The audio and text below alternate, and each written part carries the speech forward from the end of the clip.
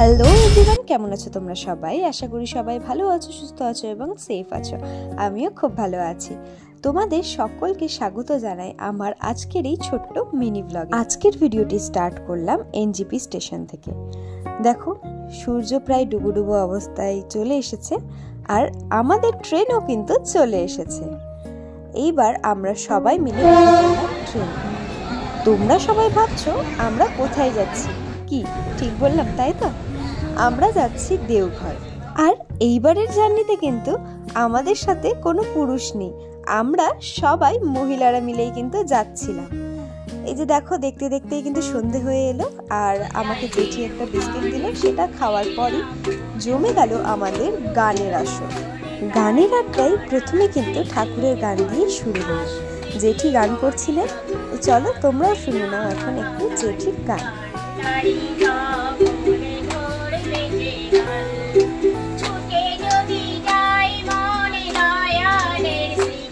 গানের আসর শেষ করার পর আমরা বাড়ির থেকে সবাই খাবার নিয়ে এসেছিলাম। সেই খাবার দিয়ে আমাদের ডিনারটা সেরে ফেলি।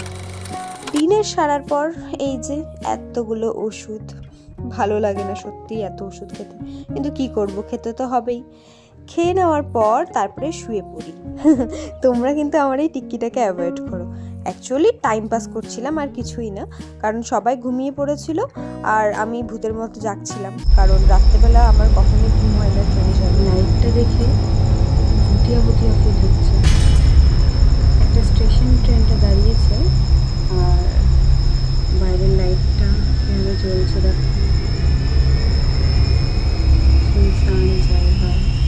তো চলো সবার সাথে দেখা হবে সকালে। Good morning everyone. সকাল হয়ে গেছে এবং ট্রেন নিজের গতিতে ছুটেই চলেছে। দেখতেই দেখতে আমরা কিন্তু পৌঁছে গেলাম দেওঘর স্টেশনে। স্টেশনটা খুব সুন্দর, তাই না? স্টেশনের সামনে থেকেই অটো পাওয়া যায়। অটোতে জনপ্রতি 20 থেকে 25 টাকা নেবে দেওঘর ঠাকুরবাড়ি অবধি। আমরা ঠাকুরবাড়ি চলে আসি এবং ঠাকুরবাড়ি আসার পর প্রথমেই আমার মায়ের ট্রিটমেন্টটা সেরে নিই। মার একটা ট্রিটমেন্টের ব্যাপার ছিল এখানে। এটা করে নেওয়ার পর আমরা সবাই মিলে চলে যাই আনন্দবাজারের উদ্দেশ্যে।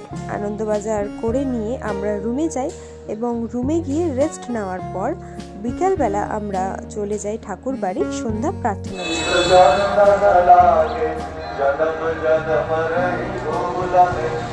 সন্ধ্যা প্রার্থনা শেষ করার পর আমরা সবাই মিলে ঠাকুর বাড়ির ভেতরে একটু ঘুরছিলাম।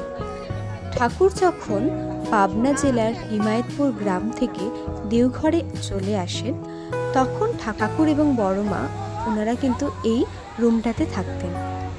এই যে সামনে যে রুমটা দেখছো, ঠাকুরবাড়ি ঢুকতেই প্রথমেই দেখবে একটা বড় ঘড়ি রয়েছে, তার পাশেই কিন্তু এই যে ঠাকুর এবং বড়মার এই রুমটা রয়েছে।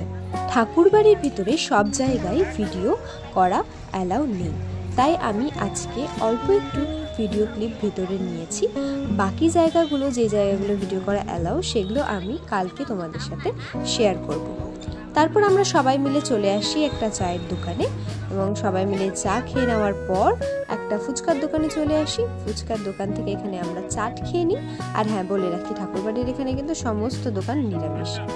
তারপর এখান থেকে চাট খেয়ে নেওয়ার পর আমরা সবাই চলে গেলাম আবার আনন্দবাজার ঘুরতে। তারপর আনন্দবাজার সেরে আমরা চলে আসি রুমে। তো আজকের মিনি ব্লগটা আমি এখানেই এন্ড করছি। আবার সবার সাথে দেখা হচ্ছে কালকের মিনি ব্লগে। সবাই ভালো থেকো, সুস্থ থেকো, টাটা।